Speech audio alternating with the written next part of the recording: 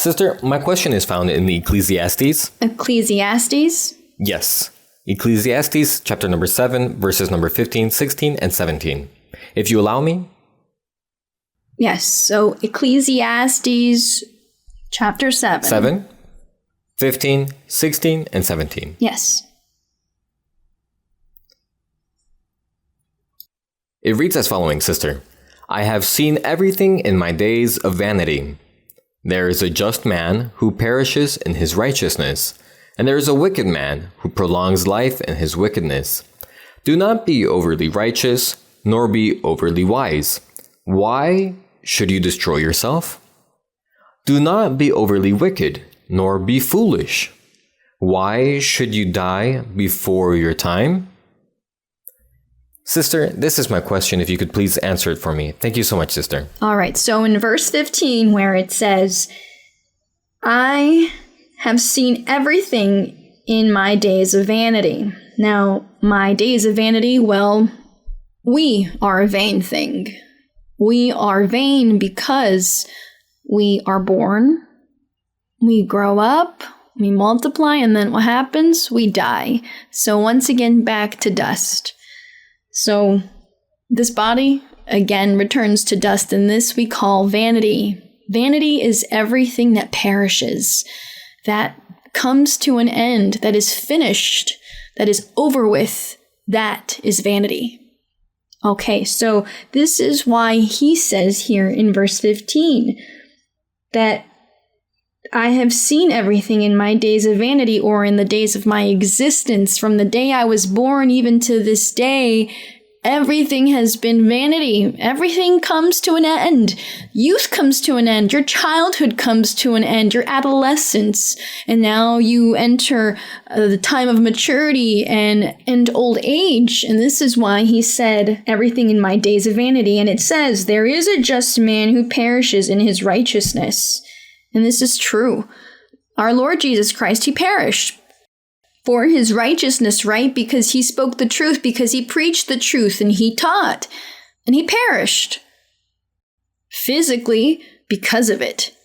So what the proverbialist is saying is true, that there is a just man who perishes in his righteousness, and there is a wicked man, or someone who does evil things, who prolongs life in his wickedness. And we have seen this. This is true. We have seen this in our life of vanity, in the vanity of our life.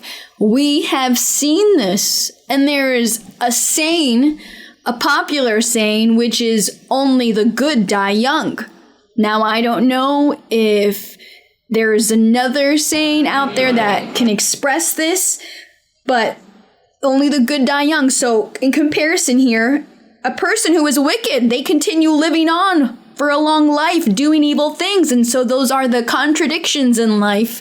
And this is what the proverbialist is speaking of, that he has seen this, that the righteous, they perish because of their righteousness. And the wicked man, he prolongs his life in his wickedness. And this shouldn't be the case, but it is. Verse 16. So now here in 16, this is about something different now. It says, do not be overly righteous, nor be overly wise. Why? For it says, why should you destroy yourself? So you're going to get yourself into trouble and have many hardships for going overboard, because a person that is overly righteous is overdoing it in being righteous, and are going to have many problems because of it.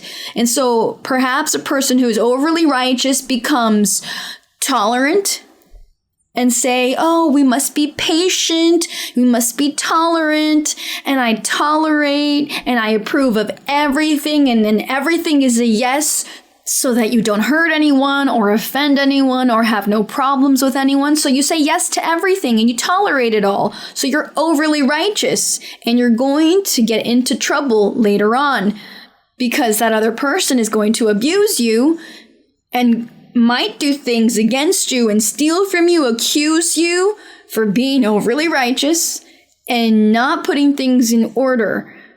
to try and avoid problems. So what they do is they get into trouble later on. They'll steal from them, or they might even lose their position because they were too tolerant. For example, if there was a manager, a president of a business, and if they were so tolerant for being overly righteous, all the employees rise against and say, raise our salaries. We need more money. Look, today I'm not working today. Please forgive me. Overlook this and give me permission to go on vacation for 2 weeks. And because he's overly righteous, he says yes to everything. And then he loses his presidency. He loses his position in the business because people say, you're ruining the business. You're overly righteous. You are permissive and tolerant. And so what this is saying is that a person can be righteous, but it needs to be in moderation. You need moderation. A person that is righteous, yes, they're righteous, but they're moderate.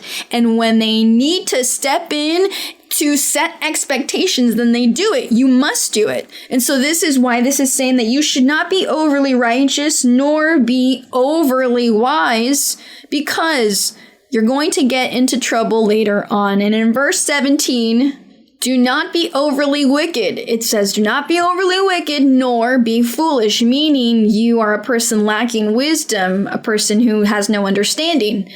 Because it says, why should you die before your time? Because if you are not a person that is wise, and what else was it here? If you are not wise, and you are overly wicked. So a person who's overly wicked, what happens to them? They end up even in prison, and according to the country they are in, might even be sentenced to death. I'm sure there's a death penalty because of their wickedness. So do not be overly wicked, it says here. Be careful.